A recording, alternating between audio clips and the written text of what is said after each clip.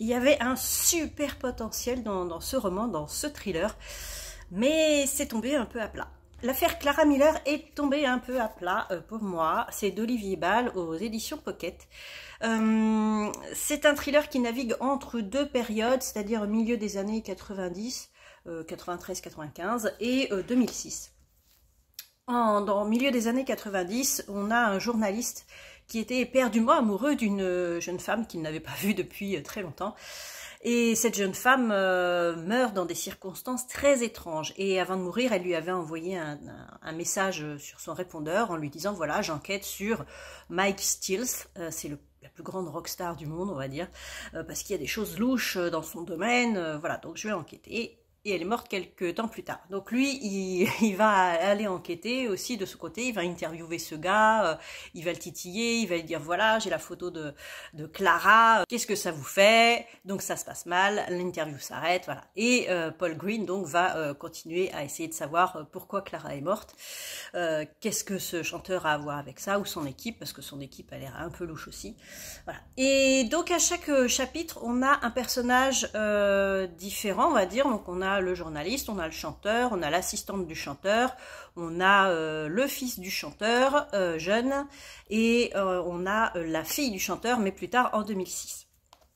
À chaque fois, dans chaque chapitre, à chaque personnage, c'est au présent et à la première personne du singulier. Donc c'est je. C'est très perturbant. Moi, ça m'a ralenti dans ma lecture parce qu'on a toutes les pensées qui sont pas forcément spontanées. En fait, c'est pas comme ça que quelqu'un penserait, mais là, pour que ce soit écrit dans un livre, pour que nous on puisse comprendre, c'est voilà, c'est écrit comme ça. Je fais ci, je fais ça, je pense ci, je pense ça. C'est usant en fait, ça ralentit beaucoup la lecture et donc ça ralentit le dynamisme. Je pense que j'aurais mieux apprécié le truc si ça avait été déjà ou soit au passé, soit un narrateur omniscient qui raconte ça. Bref. Et ensuite, deuxième chose qui a fait que pour moi c'est tombé un peu à l'eau, sans jeu de mots, hein, parce que la jeune fille, la jeune femme, enfin la femme, Clara, on la retrouve noyée, on va dire, entre guillemets, on ne sait pas trop si elle est noyée ou quoi, mais dans une sorte de lac, pas très loin du domaine du chanteur, d'où mon mauvais jeu de mots, qui n'en est pas un. Pourquoi donc? Parce que l'intrigue, il n'y a pas de... Il est censé y avoir un twist, mais il n'y a pas de twist. En fait, en gros, dès le début, on sait à peu près ce qui se passe, quoi. Il n'y a pas de waouh à la fin, non, on n'est même pas étonné.